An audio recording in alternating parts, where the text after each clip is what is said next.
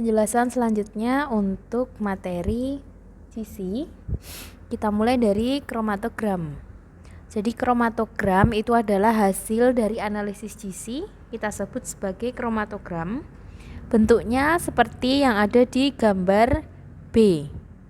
Di gambar B ini ada kromatogram dari suatu sampel yang memiliki banyak komponen sehingga muncul banyak puncak di kromatogramnya. Sebagai ilustrasi di bagian A, sampelnya itu terdiri dari campuran. Kalau di situ diperlihatkan banyak campuran warna ya. Nah, kemudian kita masukkan ke kolom, maka akan terpisah sesuai tingkat afinitasnya terhadap fasa diam. Kalau yang keluar lebih dulu, yang warna merah, maka dia memiliki afinitas yang kecil terhadap fasa diamnya, atau dia memiliki keterikatan yang lemah dengan fasa diamnya, maka akan terbawa oleh fasa gerak lebih cepat. Sedangkan untuk warna ungu memiliki afinitas yang tinggi, sehingga dia akan tertahan lebih lama di kolom dan keluar yang paling akhir. Jadi kalau kita simpulkan, puncak yang pertama kali terbentuk dari kromatogram sampel A itu adalah puncak warna merah, lalu puncak warna hijau, puncak warna kuning, dan yang terakhir adalah puncak warna biru. Jadi nanti di kromatogramnya ada 4 puncak dari komponen yang ada di dalam campuran sampel. Kemudian hasil analisisnya berarti kita sebut kromatogram ya. Nah, hasilnya itu direkam sebagai urutan puncak-puncak. Satu puncak itu mewakili satu senyawa dalam campuran yang melewati detektor. Jadi, kalau yang dipisahkan itu tadi sampel A yang memiliki 4 komponen di dalam campurannya, maka dalam kromatogramnya akan terbentuk 4 puncak. Masing-masing puncak mewakili satu warna. Jadi nanti ada 4 puncak, yaitu milik merah, hijau, kuning, dan ungu. Jadi setiap puncak ini mewakili satu komponen. Nah, kalau gambar di samping ini, ada berapa komponen di dalam kromatogram ini? Kita hitung puncaknya ya, ada 1, 2, 3, 4, dan 5. Maka di dalam kromatogram yang di samping ini itu ada 5 puncak atau 5 komponen di dalam campuran sampel. Nah, area di bawah puncak atau peak, kan puncaknya bentuknya segitiga tuh. Nah, berarti area segitiganya itu yang diarsir merah di sini, semuanya diarsir merah, ini sebanding dengan jumlah setiap senyawa yang telah melewati detektor. Kalau di alat GC, area ini dapat dihitung secara otomatis oleh komputer. Kalau mau dihitung manual bisa, nanti pakai rumus segitiga, setengah alas kali tinggi, karena bentuknya nanti segitiga sama kaki. Nah, kalau kita bandingkan komponen, kita urutkan ya, dari kiri itu kita sebut komponen 1, 2, 3, dan yang paling kanan itu komponen 5. Kalau dilihat ukuran segitiganya, yang nomor 1 itu paling besar, nomor 2 dan 5 itu lebih besar 5 ya, berarti 1, 5, 2, 3, dan 4 urutan dari besar segitiganya. Berarti komponen nomor 1 ini konsentrasinya paling banyak. Jadi kalau konsentrasi komponen di dalam sampelnya itu besar, maka dia puncaknya akan tinggi atau puncaknya akan besar. Kalau komponennya hanya sedikit, maka dia akan membentuk puncak yang kecil. Contohnya yang komponen nomor 4 itu, dia puncaknya paling kecil kan. Berarti komponen 4 itu hanya terdapat sedikit di dalam campuran ini. Itu. Jadi area di bawah puncak ini sebanding dengan jumlah setiap senyawa yang telah melewati detektor atau sebanding dengan konsentrasi. Jadi luas area puncak itu sama dengan konsentrasi komponennya atau masing-masing komponennya. Jadi karena luasnya berbeda-beda, berarti konsentrasi komponennya nanti berbeda-beda. Kemudian puncaknya ini memiliki beberapa bagian. Yang pertama ada TR atau time retention. Ini merupakan lamanya waktu yang dibutuhkan oleh komponen sampel untuk melewati kolom.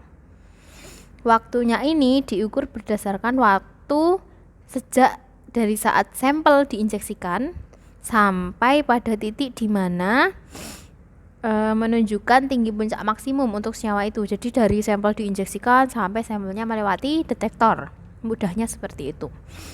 Berarti kalau startnya itu 0 menit atau 0 detik.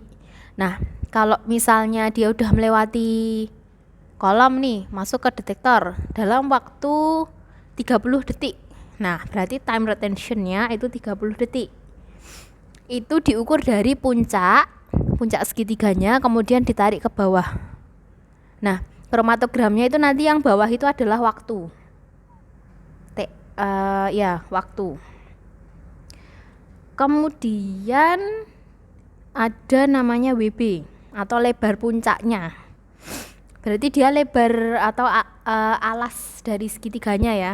Yang di bagian bawah itu alas segitiga. Itu kita sebut WB. Kalau WH per 2 itu lebar setengah puncak. Jadi tinggi segitiga kan kita ambil dari puncaknya, kemudian kita garis ke bawah. Nah, itu tingginya kita bagi 2. Lalu di bagian tengah itu kita tarik garis yang lurus. Nah, maka kita akan dapatkan WH per 2. Jadi itu tingginya segitiganya kita bagi 2 lalu kita garis, maka kita dapat WH per 2. Lalu ada tinggi puncak. Kalau tinggi puncak ini berarti tinggi segitiganya. Kan kalau mau ngitung luas segitiga kan butuh alas kali tinggi. Rumusnya setengah alas kali tinggi. Berarti karena puncaknya bentuknya segitiga, berarti nanti kita dapatkan alas segitiganya, tinggi segitiganya, lalu setengah lebar puncaknya. Lalu ada waktu retensi, itu selalu diukur dari 0 kalau waktu retensi.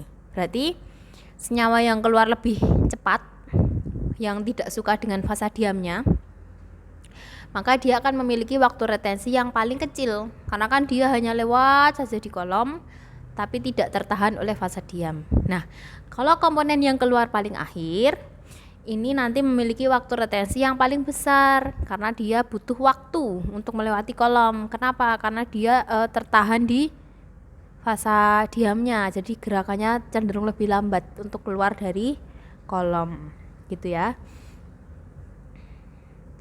Kemudian tujuan umum dari kromatografi ini untuk memisahkan suatu campuran atau pemisahan yang cukup dari suatu campuran yang akan dipisahkan. Nah, parameter yang digunakan untuk menilai kualitas pemisahan dari kromatografi ini yang pertama, ukuran banyaknya pelebaran puncak dari masing-masing puncak solut atau kita sebut efisiensi. Puncaknya itu kan harusnya segitiga sama kaki. Coba bayangkan segitiga sama kaki. Kalau misalnya terjadi pelebaran puncak, berarti bentuknya bukan segitiga sama kaki. Jadi bisa jadi melebar di depan. Berarti yang depan itu nanti muncul kayak pelebaran gitu. Nanti ada gambarnya. Atau bisa juga melebar di belakang. Jadi bentuknya itu tidak simetri. Segitiga sama kakinya tidak simetri. Nah, ini berarti pemisahannya kurang bagus. Lalu yang kedua, tingkat pemisahan puncak-puncak yang berdekatan atau resolusi. Nah, meskipun didapatkan puncaknya segitiga sama kaki, tapi kalau berhimpit atau terlalu dekat itu juga pemisahannya kurang bagus karena nanti tingkat pemisahan puncak-puncak yang berdekatan itu ada standarnya. Nilai resolusinya itu punya nilai standar. Berapa sih minimal nilai resolusi kalau kita mau anggap bahwa pemisahannya ini sempurna? Nanti ada. Nah, ini ya yang tadi saya sebut sebagai pelebaran puncak.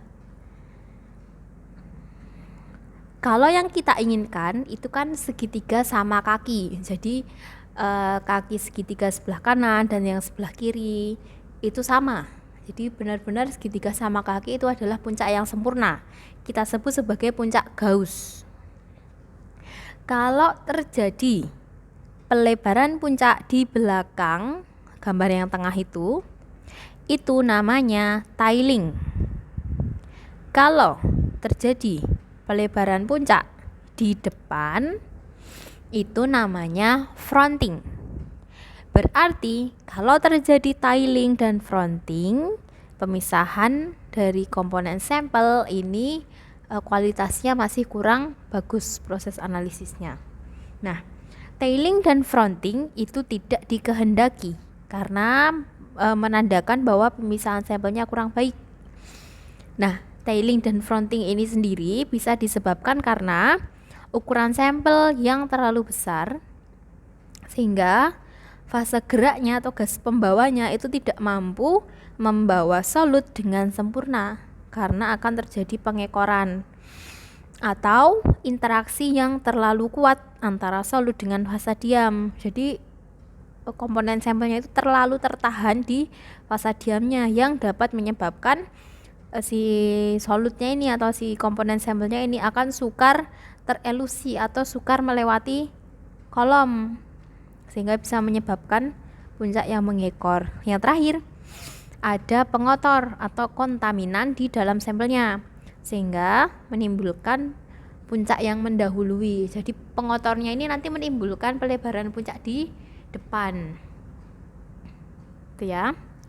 Kemudian untuk menentukan tingkat asimetri puncak dilakukan dengan menghitung namanya faktor asimetri atau kita sebut tailing factor yang dinyatakan dengan rasio antara lebar setengah tinggi puncak.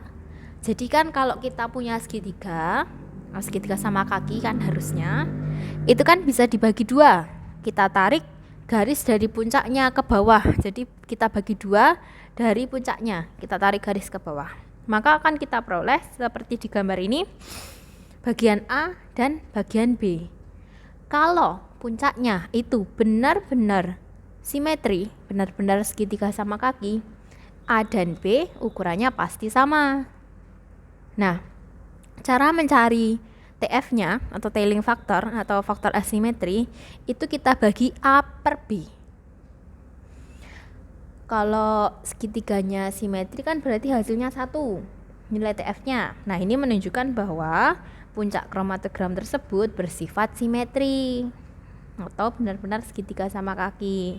Nah, gimana kalau ternyata segitiganya itu setelah kita hitung nilai TF-nya kurang dari 1 atau lebih dari 1, berarti ini menunjukkan bahwa kromatogramnya mengalami tailing atau fronting. Kalau TF-nya kurang dari 1 berarti mengalami tailing.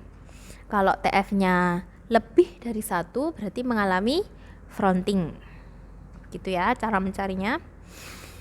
Kemudian nah, ini kita mulai ke bagian rumus untuk perhitungan di kromatografi gas.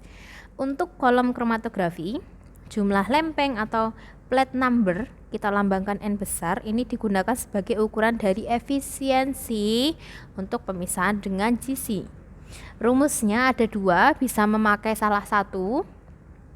Kalau kita gunakan lebar puncak atau WB, pakai rumus yang atas, plate number atau jumlah lempeng sama dengan 16 dikali TR per WB. TR-nya ini berarti waktu retensi dari komponen sampelnya dibagi WB, lebar puncak dari komponen sampelnya, kemudian dikuadratkan. Kalau kita gunakan WH per 2 atau lebar setengah puncak, berarti kita ganti cara mencari plate number atau N besarnya itu 5,54 dikali dalam kurung TR per WH per 2 itu dikuadratkan. Jadi mau pakai yang atas atau mau pakai yang bawah nanti hasilnya mirip. Tidak bisa sama persis tapi hasilnya mirip. Lalu selain nilai plate number, ada juga tinggi lempeng. Ini merupakan ukuran alternatif yang tergantung dari panjang kolom kromatografinya. Bisa kita sebut sebagai HETP, High Equivalent Theoretical Plate, atau tinggi setara plat teori. Selain perlu kita cari jumlah lempengnya, kita cari juga tinggi platnya, tinggi lempengnya. Nah, N besar dengan H besar ini saling berhubungan. Kan kalau kolom itu kan memiliki panjang tertentu. Nah, maka bisa kita hubungkan nilai HETP-nya itu bisa dicari dengan cara membagi panjang kolomnya dengan jumlah lempengnya atau jumlah plate numbernya. Jadi pertama kan kalau kalian dapat kromatogram tuh kan muncul puncak tergantung jumlah komponen sampelnya. Nah, dari masing-masing puncak itu nanti bisa dihitung nilai N-nya kan, karena masing-masing puncak itu pasti punya nilai TR dan nilai WB. Kalau sudah dicari nilai N-nya, itu nanti kalian cari N rata-rata, N average, tergantung puncaknya berapa, nanti di rata-rata baru dicari nilai H-nya. H sama dengan L per N, panjang kolomnya dibagi dengan plate numbernya. Kolom yang memberikan jumlah N yang besar dan nilai HETP yang kecil akan mampu memisahkan komponen dalam campuran yang dengan cara lebih baik. Artinya kolomnya mempunyai efisiensi yang besar. Jadi yang kita harapkan di sini, jumlah lempengnya itu besar, nilai H-nya itu kecil, maka efisiensi pemisahannya akan semakin baik. Seperti itu ya. Kemudian, nah ini tadi yang sudah saya sampaikan nih, faktor yang mempengaruhi kualitas pemisahan, salah satunya adalah resolusi. Jadi ini merupakan ukuran yang menggambarkan antara satu puncak dengan puncak yang lainnya itu terlalu dekat atau enggak sih. Nah, itu dinamakan resolusi. Ini kalau di sini pengertiannya perbedaan antara waktu retensi dua puncak yang saling berdekatan dibagi rata-rata lebar puncak. Kalau dirumuskan, RS itu resolusi sama dengan 2 delta TR, berarti TR yang besar dikurangi TR yang kecil dikali 2. Ini ya di bawah itu ya, 2 kali delta TR. Delta TR-nya dicari dari TR yang lebih besar dikurangi TR yang lebih kecil, dibagi lebar puncak 1 ditambah lebar puncak 2. Nanti akan kalian temukan nilai RS-nya. Jadi yang berpengaruh di perhitungan ini adalah waktu retensi dan lebar puncak. Nah, nilai RS sendiri itu mempunyai standar minimal. Nilai RS yang baik itu adalah 1,5. Kalau kurang dari 1,5 berarti puncak yang satu dengan puncak yang lainnya itu terlalu berdekatan atau pemisahannya masih belum maksimal. Nah, bagaimanakah cara untuk mengatasi nilai resolusi yang kurang dari 1,5? Nah, ini bisa kita cari nanti dengan mengubah panjang kolomnya. Nah, kita lanjut dulu ya. Kemudian ini perhitungan yang di bagian rumus ini itu kita gunakan yang efisiensi pelarut aja. Nilai efisiensi pelarut itu didapat dari TR2 dikurangi TR udara. TR udara itu namanya TM tambangnya. Nanti dia adalah puncak kecil yang muncul di bagian awal kromatogram. Jadi dia biasanya puncak sangat kecil, mungkin muncul di detik ke-5 atau ke-10 dari kromatogram sebelum sampel. Jadi nanti akan terlihat mana yang TM. Jadi dia selalu muncul pertama di kromatogram. Rumus mencari efisiensi pelarut atau alfa di sini ya lambangnya. Itu TR2 kurangi TM dibagi TR1 kurangi TM. Berarti TR yang lebih besar ada di atas. Ya. Kita lanjutkan. Kemudian selain mencari efisiensi pelarut, kita juga dapat mencari faktor kapasitas pemisahan. Kalau ini kita cari dari TR min TM dibagi TM. Jadi nilai K-nya itu nanti berbeda-beda untuk setiap komponen sampel. Jadi kalau ada 3 puncak, berarti nanti kalian hitung 3 nilai K-nya. Karena kan TR-nya ada 3 kalau puncaknya 3. Kemudian, nah ini cara menghitung kalau misalkan diperoleh resolusi yang kurang dari 1,5. Misalkan di soal pemisahan komponen A dan B memiliki resolusi 1. Nah, itu mau diubah jadi 1,5. Langkah menghitungnya pertama, kalian cari nilai H. Nilai H didapat dari mana? Dari L per N ya, tadi ya, sudah dijelaskan di awal. L-nya itu panjang kolom, N-nya itu rata-rata jumlah lempeng. Kalau puncaknya ada 2, berarti nanti hitung N masing-masing puncak, baru di rata-rata. Lalu, nah ini, kita pakai rumus RS1 per RS2 sama dengan N rata-rata 1 per N rata-rata 2. Jadi RS1 itu yang masih kurang dari 1,5. Misalnya RS1-nya itu 1, kemudian N1-nya itu N rata-rata 1. Nah, RS2 itu RS yang kita inginkan. Misalnya diinginkan 1,5. Berarti di sini yang dicari adalah N2-nya. Kalau sudah ketemu N2, maka kita cari dengan rumus L sama dengan N2 dikali H. H-nya dari mana? Dari perhitungan yang di atas tadi. N2-nya dari mana? Dari perhitungan RS1 per RS2 sama dengan akar N1 per akar N2. Nanti kita akan peroleh L2. Panjang kolom yang dibutuhkan untuk mendapatkan resolusi yang kita inginkan. Seperti itu ya. Nanti kalau sudah ada soalnya bisa diaplikasikan ke soal. Cara menghitungnya gimana. Nah, kemudian di GC itu ada analisis kualitatif dan kuantitatif. Kalau analisis kualitatif ini caranya hanya menginjeksikan larutan standar dulu. Jadi misalkan kita punya sampel A, kita duga di dalamnya itu ada misalkan ada etanolnya. Nah, berarti kita butuh standar etanol kan? Nah, pertama kita injeksikan dulu standar etanol.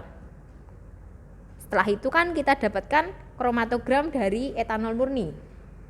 Langkah selanjutnya, kita injeksikan sampel yang kita duga mengandung etanol tadi. Maka kita akan hasilkan kromatogram sampel.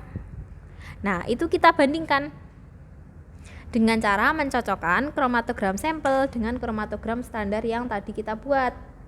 Kalau misalnya di situ muncul puncak yang sama waktu retensinya, maka sampelnya itu berarti mengandung etanol. Kalau ternyata sampelnya itu tidak menghasilkan puncak yang sama seperti standar, maka sampelnya tidak mengandung etanol. Seperti itu ya. Jadi hanya untuk melihat sampelnya itu benar mengandung senyawa ini enggak sih, atau mengandung senyawa yang pokoknya senyawa yang sesuai standarnya enggak sih gitu. Jadi dengan cara membandingkan kromatogram sampel dengan kromatogram standar. Dibandingkan apanya? Dibandingkan waktu retensinya. Karena kalau yang namanya senyawa, waktu retensinya itu pasti sama. Misalkan kita punya etanol, waktu retensinya itu sekitar misalkan 30 detik. Ini kita analisis etanol murni, etanol pro analisis. Pakai alat GC. Muncul kromatogram TR-nya 30 detik. Nah, kita punya sampel nih, sampel A. Kita duga itu mengandung etanol, kemudian kita analisis dengan GC. Lalu muncul puncak di detik 30 juga. Nah, itu berarti sampelnya mengandung etanol. Gitu ya. Kemudian kalau analisis kuantitatif.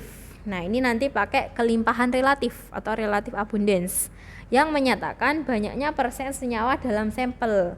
Kalau ini nanti sudah pakai luas area.